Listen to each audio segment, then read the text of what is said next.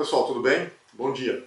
Hoje eu vou dar continuidade ao primeiro vídeo que eu fiz sobre jejum intermitente para iniciantes. Então, se você não viu esse vídeo ainda, tem o link aí abaixo. Assista primeiro a parte 1 que eu fiz desse vídeo e agora eu vou dar continuidade e vamos aí à parte 2, tirando aí as principais dúvidas da galera, né? Começar a praticar esse estilo de vida. Eu vou falar um pouco sobre os principais protocolos de alimentação e o que são protocolos, né? Vou falar sobre os benefícios do jejum. Vou falar aí um pouco sobre o efeito platô, né? O que é e o que a gente pode fazer a respeito. E também um pouco sobre os efeitos colaterais aí do jejum, que pode acontecer, que a pessoa pode sentir aí no processo do jejum. Vamos lá então? A respeito dos protocolos. O que é um protocolo de jejum? O protocolo é uma tentativa para nós descrevermos a maneira que as pessoas fazem jejum. Então, se a pessoa ela faz um jejum todo dia de 12 horas, ela tem um protocolo para isso. Se a pessoa faz um jejum todo dia de 14 horas, tem um outro protocolo para isso. Tá? Então vamos tentar dar uma explicadinha melhor aí o que são esses protocolos, como que é essa nomenclatura e os principais nomes aí para você se situar. Todos nós fazemos jejum de uma certa forma, na hora que estamos dormindo. Então, se a pessoa está dormindo 8 horas por dia, ela está fazendo jejum nessas 8 horas, tá? São 8 horas que ela fica sem comer. E daí, nas outras 16 horas do dia, ela está comendo. Então, o que é o jejum? O jejum é aumentar esse tempo um pouquinho, né? Então, se a pessoa, vamos supor que ela antecipou a janta, ou ela postergou o café da manhã dela, e ela ficou em um período noturno, por exemplo, de 12 horas sem comer, essa já é uma prática do jejum. Então a pessoa pode ficar 12 horas sem comer durante o dia, ou somando esse período da noite, né, em que ela dormiu, ela ficou 12 horas sem se alimentar, e depois ela vai ficar as outras 12 horas do dia comendo. Então, por exemplo, das 6 da manhã até as 6 horas da tarde a pessoa se alimenta normalmente. Das 6 da tarde até as 6 horas da manhã, durante a noite, incluindo o sono, a pessoa ela parou de se alimentar. Então, quando a gente faz esse protocolo, você pode falar que você fez o protocolo 12/12, que significa você fez jejum durante 12 horas e comeu durante outras 12 horas. Agora vamos supor que a pessoa pulou o café da manhã e ela teve a última refeição às 6 horas da tarde. Então ela comeu às 6 horas da tarde, passou todo o período da noite, pulou o café da manhã e só foi almoçar ao meio-dia do outro dia. Ou seja, ela ficou 12 mais 6, ela ficou 18 horas sem comer. Então ela vai se alimentar só do meio-dia até as 6 horas da tarde, aí nesse dia. Então o que ela fez? Ela fez um protocolo 18/6, ou seja, somando dá 24, né, que são as 24 horas do dia, mas ela ficou 18 horas sem comer e se alimentou durante 6 horas. Então dessa forma você já pode definir, eu quero comer apenas por 2 horas só vou comer do meio-dia até as 2 horas da tarde, por exemplo. Ou só vou comer das 8 horas da noite até as 10 horas da noite. Então você está fazendo um protocolo 22/2, ou seja, você ficou 22 horas sem comer e comeu durante 2 horas. É possível? É um protocolo. Tá? Então sempre que você vê um número barra alguma coisa, referenciando algum protocolo do jejum, ele quer dizer isso. Então a pessoa fez um protocolo 20/4. O que significa? Ela passou 20 horas do dia sem se alimentar. Você escolhe quais são essas 20 horas do dia, tá? Como eu já disse no vídeo anterior. Então normalmente as pessoas usam o período da noite, que elas estão dormindo, né, para somar essas horas, né? Então, e você se alimentou só durante 4 horas. Então a pessoa que se alimenta, por exemplo, só das 8 horas da manhã ao meio-dia, é o horário que ela toma o café da manhã dela e faz uma única refeição, almoço, por exemplo. Aí ela faz jejum por 20 horas. E ela só se alimenta por 4 horas, das 8 ao meio-dia. Ela também pode resolver se alimentar das 2 horas da tarde até as 6 horas da tarde, por exemplo. Então ela se alimenta nesse período apenas, nessa janela de alimentação de 4 horas, e fica outras 20 horas sem comer. Entendeu? Então você escolhe qual a parte do dia que você vai usar para se alimentar. E o importante é o quê? O resto do dia, até o próximo dia, você vai manter o jejum. Então você pode fazer, por exemplo, um dos protocolos que é citado, é o 23/1. A pessoa durante 1 hora, ela tem apenas 1 hora por dia para comer só. É um protocolo possível? É. Eu vou explicar outros protocolos semelhantes mais adiante. Mas a pessoa pode, por exemplo, só almoçar durante o dia. Ela do meio-dia até 1 hora da tarde ela está livre para comer. Aí essa pessoa, ela vai fazer o mesmo protocolo se ela, por exemplo, eu só janto, só das 6 horas da tarde até as 7 horas da noite eu como. Ela também vai estar fazendo o protocolo 23/1, ou seja, 23 horas sem comer e 1 hora para se alimentar. Tá bom? Então esse é uma nomenclatura do protocolo.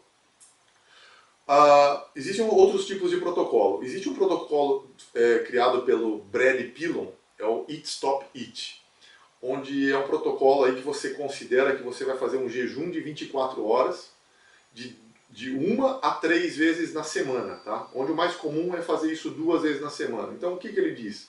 Ele diz que, por exemplo, você vai escolher 2 dias da tua semana e você vai deixar de se alimentar por 24 horas nesses 2 dias. Então, por exemplo, você escolheu segunda e quarta-feira. Então você no domingo jantou, aí na segunda-feira você só vai jantar novamente, 24 horas depois.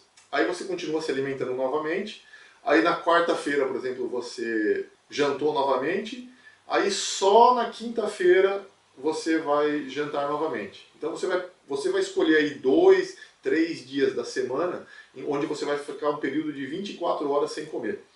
Por que é bom isso? Ele é bom porque ele dá um período mais longo, tá? Então o corpo tem tempo para entrar nesse processo de queima de gordura melhor. E se a pessoa toma algum remédio, alguma coisa, ela não vai passar nem um dia sem comer, né? Então pelo menos uma vez ao dia a pessoa vai comer. Mesmo fazendo aí 3 vezes na semana, fazendo esse protocolo do Eat Stop Eat. Então é por isso que quando as pessoas falam assim, protocolo de ficar 24 horas, né, sem comer.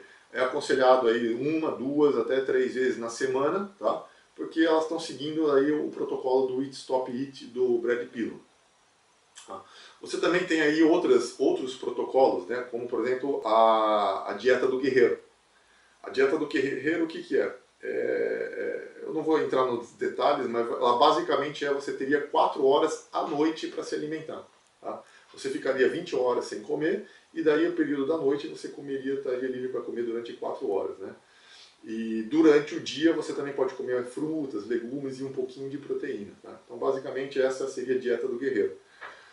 Mas existe um protocolo também que chama uma refeição ao dia, One Meal a Day, OMAD, OMAD, dá para pesquisar na internet a respeito, One Meal a Day, onde essa pessoa faz apenas uma refeição ao dia, todos os dias. Tá? Então é um protocolo um pouco mais agressivo, pesado do que o Eat Stop Eat, né? Porque a pessoa vai fazer uma refeição apenas ao dia. Então a pessoa tem que prestar muita atenção aí, já tem alguns cuidados extras, né? Porque a pessoa tem que prestar atenção na quantidade e na qualidade de comida que está sendo ingerida. Porque como é apenas uma refeição ao dia, você tem que garantir que você nessa única refeição você está incluindo todos os nutrientes, tá? Que você precisa. E a quantidade de calorias que você precisa no dia também. Tá? Dentro dessa linha aí de protocolos, existe também um protocolo que é o jejum de dias alternados. Tá? Esse também é o ADF, né? Alternate Day Fasting. É um outro protocolo também que é utilizado. Muitas pessoas se dão bem com esse protocolo, onde a pessoa come um dia normal e no outro dia ela simplesmente não come nada. Tá? Então, o que seria? Eu poderia comer normalmente aí das 6 da manhã às 6 horas da tarde que eu estou comendo, ou até a hora de dormir. Aí eu durmo, fico o outro dia todo sem comer nada, durmo novamente e vou comer no outro dia. Então eu pulo um dia inteiro sem comer. Tá? Você estaria fazendo aí como se fosse um protocolo 36/12, você estaria comendo você estaria em jejum por 36 horas e comeria ali por 12 horas, alguma coisa do tipo, entende? Então, mas nesse protocolo, o autor do protocolo, ele libera ali você comer até 500 calorias no dia que você está em jejum. Tá? Então, da mesma forma que a dieta do guerreiro, você também é liberado para comer pequenas quantidades de comida, né? No caso do ADF, até 500 calorias no dia que você está em jejum. Tá? Mas também pode não comer nada. Né? É possível comer, mas não precisa comer se não está com fome ou achou que não precisa, entende? Então todos esses aí são protocolos possíveis no jejum. Mas então o que eu quero dizer é o seguinte, os protocolos, Eles tentam explicar a maneira como as pessoas fazem jejum. Você não precisa seguir um protocolo fixo. Não é uma coisa que foi criada. É o protocolo que tenta descrever o jejum, né? E não é o jejum que precisa ser igual ao protocolo. O protocolo é uma tentativa de descrever como as pessoas fazem jejum. Então se a pessoa... domingo é um dia que eu não tô, eu estou em casa, estou sossegado, é um dia que eu posso ficar sem comer nada. Beleza, fica sem comer nada no domingo. Na segunda-feira eu quero comer normalmente, não quero fazer jejum nenhum. Na terça-feira eu fico 14 horas sem comer. Na quarta-feira eu fico 18 horas sem comer. Então é uma coisa que não é fixa, né? Você não vai prejudicar aí os benefícios ou o seu emagrecimento porque você não está seguindo à risca exatamente um protocolo, tá? Você pode variar, mesclar de acordo com a tua semana, tá?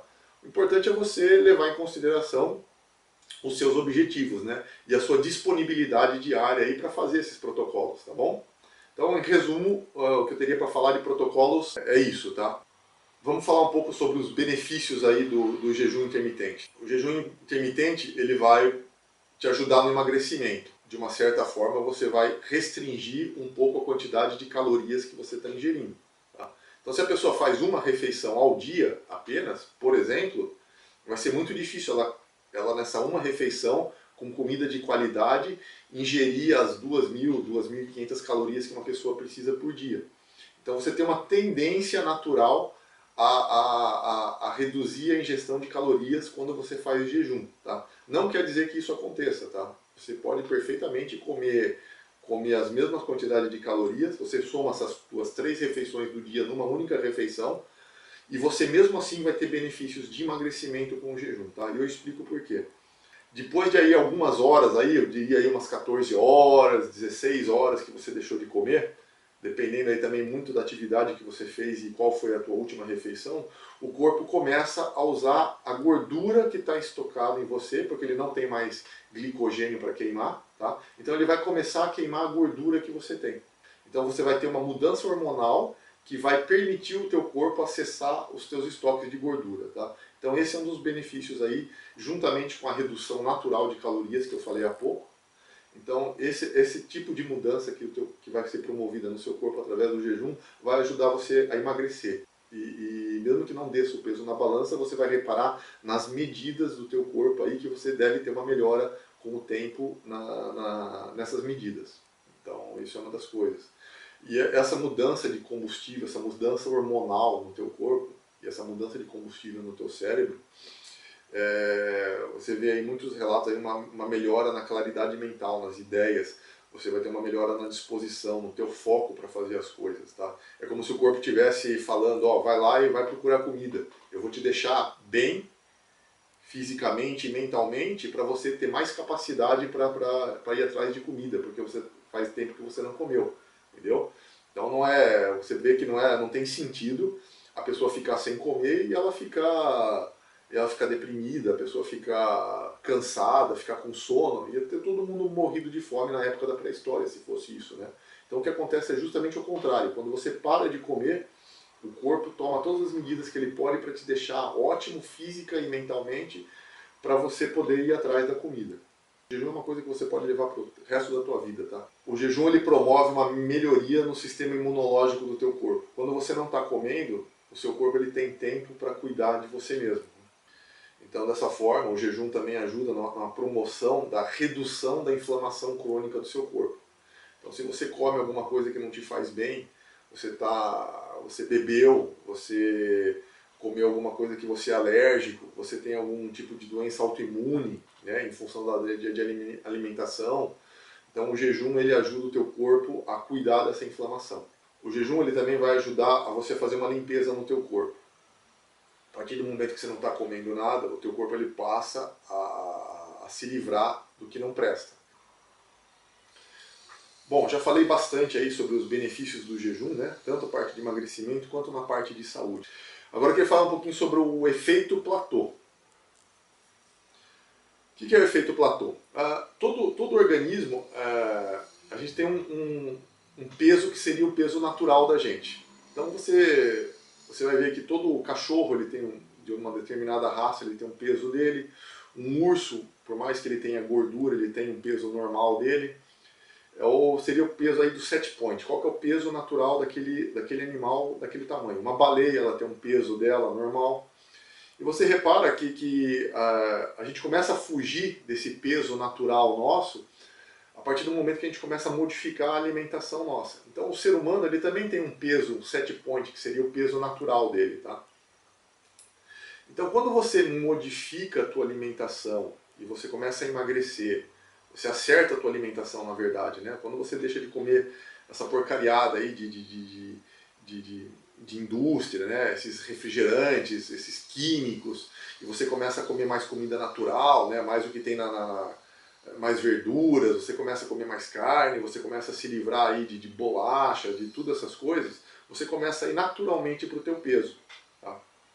Então vamos supor que uma pessoa ela pese 100 quilos, mas ela teria um peso normal dela, onde ela seria uma pessoa magra, com 80 quilos. Então a pessoa ela começa a emagrecer. Ela emagrece rápido no começo, tal. Mas vamos supor que ela chegou ali nos 85 quilos e estabilizou. Mesmo assim ela acha, não, eu ainda estou gordo ainda, mas eu não consigo mais emagrecer. Né? O que aconteceu? Então ela aí depois de 1, 2 meses ali nesse mesmo peso, a gente pode falar que essa pessoa ela chegou num efeito platô, né? Ela chegou num platô de peso. Ela continuou com aquela dieta dela, dieta direitinha ali que ela está fazendo, mas ela estabilizou num peso antes de chegar no que seria o peso normal dela, o peso saudável da pessoa. Veja bem, não estou falando de peso de convenção, tá? Ah, eu quero ser muito magro, né? Então, aí você teria que ter uma alimentação diferenciada, tal. Estou falando do peso natural, aquele peso saudável, onde a pessoa ainda é um pouquinho, ela ainda está lá com 10, 12% de gordura para homem, né? Gordura corporal, e 15 a 20% ali de gordura corporal para as mulheres, né? Seria um peso assim mais ou menos considerado saudável da pessoa, né? Ela é uma pessoa que ela é magra, mas ela ainda tem uma gordurinha. Né, um mínimo de gordura, né? Não é aquela pessoa que está aí abaixo de 10% de medida corporal, né, de peso corporal. Então essas pessoas ali, elas podem, significa o quê? Que o metabolismo dela, quando a pessoa está no efeito platô, ela ainda tem um pouco para emagrecer, mas ela estabilizou o peso, ela está no efeito platô. Então significa que o metabolismo dela acostumou com a dieta dela, com a atividade dela, com o modo de vida que a pessoa está tendo. Então o que você pode fazer ali? Se você quer voltar a emagrecer, você precisa dar uma mexida, dar uma sacudida nesse teu metabolismo, para que o seu corpo se reajuste ali, para você voltar a emagrecer para o teu peso ideal. Então você pode fazer o quê? Você pode mudar a tua alimentação, tá? Nesse sentido que eu digo, eu estou fazendo uma dieta low carb, high fat, tá? Então você pode ali, esse final de semana eu vou comer bastante. A pessoa pega e faz o dia do lixo, entre aspas, né? Não é um lixo de comer pizza, mas é um dia de comer mais do que deve, pode comer ali bastante, come batata, come mais legumes, né? Que tem mais carboidratos, come banana, mais frutas, né? Então a pessoa ela faz uma ingestão de carboidratos ali maior do que ela costuma fazer no dia a dia, tá? Então o corpo vai ser obrigado a se adaptar com isso aí, ela vai voltar a queimar carboidrato. Então essa é uma maneira.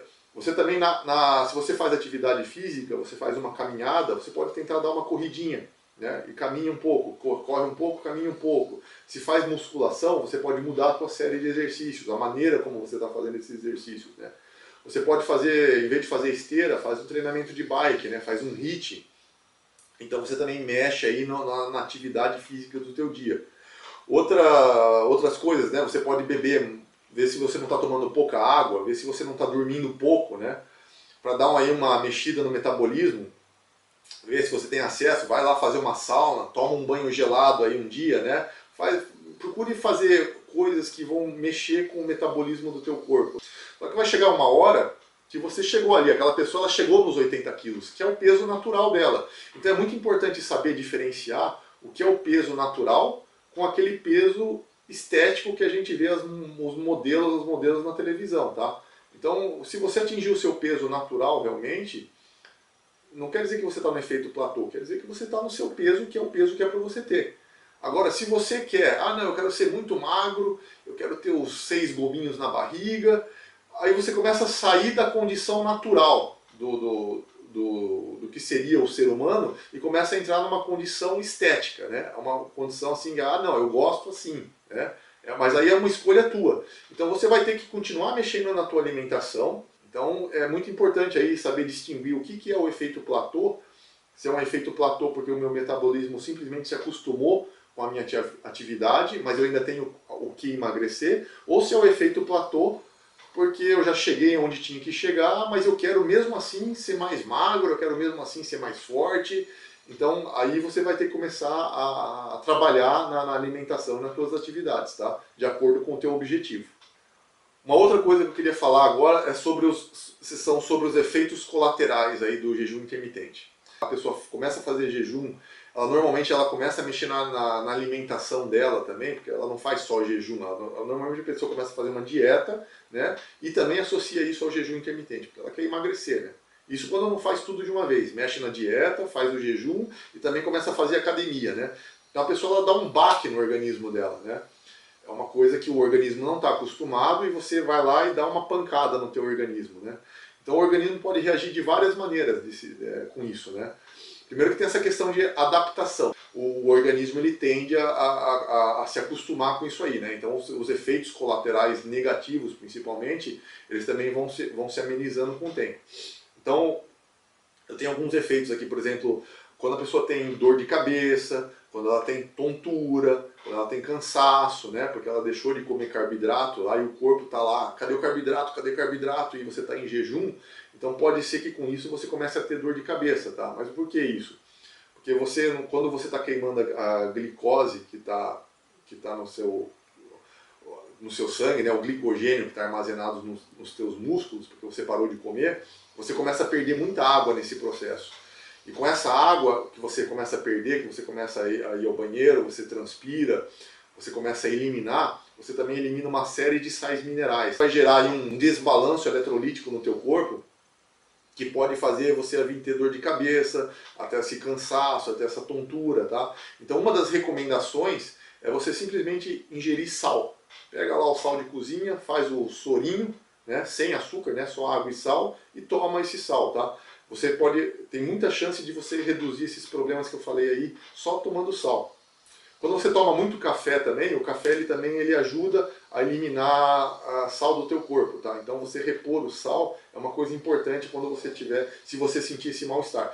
Isso tende a acontecer com jejuns mais longos, né? Quando a pessoa começa a chegar a um jejum aí próximo de 24 horas ou mais de 24 horas, esse efeito vai se acentuando, né? Então é uma boa dica a pessoa consumir sal. Não deixar de consumir sal durante o processo, tá? Mas isso se ela começar a sentir alguma coisa, né? Jejuns mais curtos, aí dificilmente você vai sentir algum mal-estar nesse patamar, tá? As pessoas também elas reclamam que eu comecei a ter constipação, né? Eu comecei a ter queda de cabelo depois que eu fiz jejum, tá? Então o que eu digo é o seguinte, foca principalmente no que você está comendo quando você não está em jejum, tá? Porque o teu corpo ele vai se adaptar, mas se você tiver com falta de nutriente, porque você está reduzindo muito a tua janela de alimentação, ou uma alimentação muito baixa em calorias, o teu corpo ele vai reclamar, tá? Então esses aí são os efeitos, tá? Constipação, queda de cabelo. Então não é a questão do jejum, é a questão do que você está comendo ou deixando de comer, principalmente quando você não está no jejum, quando você está na janela de alimentação. Outro tipo aí de efeitos colaterais, você também pode perder aí o sono, tá? Porque você tem aí uma elevação de cortisol, do estresse, né? Esse hormônio de estresse, porque o corpo está se adaptando com essa nova situação tua, né? Você também tem casos aí, relatos, eu já fiz vídeo a respeito a pessoas que sentem frio quando fazem jejum, tá? Então você tem alguma série de outros efeitos colaterais ali que você vai perceber, que são efeitos aí que tendem a diminuir com o passar dos dias, à medida que o corpo vai se adaptando com essa sua nova rotina, tá? Então aí são os efeitos principais assim que eu escuto falar, e eu espero que com isso tenha tirado aí a maior parte das dúvidas de vocês, né? Nós falamos aí sobre os protocolos, falamos sobre os benefícios do jejum, né, que vão muito aí além do emagrecimento. Foi conversado a respeito do platô, e aí alguns efeitos, e também a respeito de alguns efeitos colaterais do jejum, tá? Então se você aí gostou do vídeo, tem mais dúvidas, né? Deixa nos comentários as dúvidas, que eu vou fazer o possível para responder, né? Aí quem sabe não sai uma parte 3 mais para frente, né? Até desse vídeo, tirando dúvidas mais específicas ainda, né? Eu tenho uma série de outros vídeos aqui na página, né? Então você também pode dar uma olhadinha nele. Se gostou do conteúdo desse vídeo, dá uma curtida, né? Não esquece de assinar o canal. Eu estou sempre trazendo conteúdo novo aí à medida que vão aparecendo aí as dúvidas e o interesse do pessoal, tá bom? Então até uma próxima vez e vamos lá jejuar. Um abraço.